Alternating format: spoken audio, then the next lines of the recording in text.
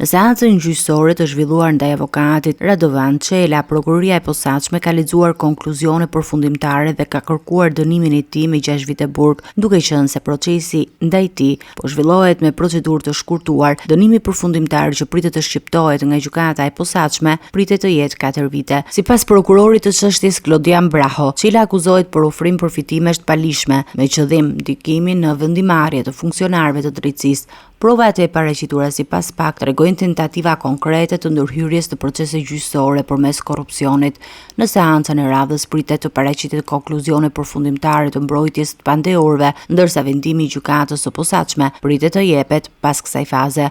Ndërkohë, për të njëjtën çështje hetimore, prokuroria ka kërkuar më herët dënimin me 3 vite burg për ish-kryeprokurorin e Vlorës Aurel Zarka. Vendimi për Zarkën do të shpallet nga GJKK me datën 20 maj.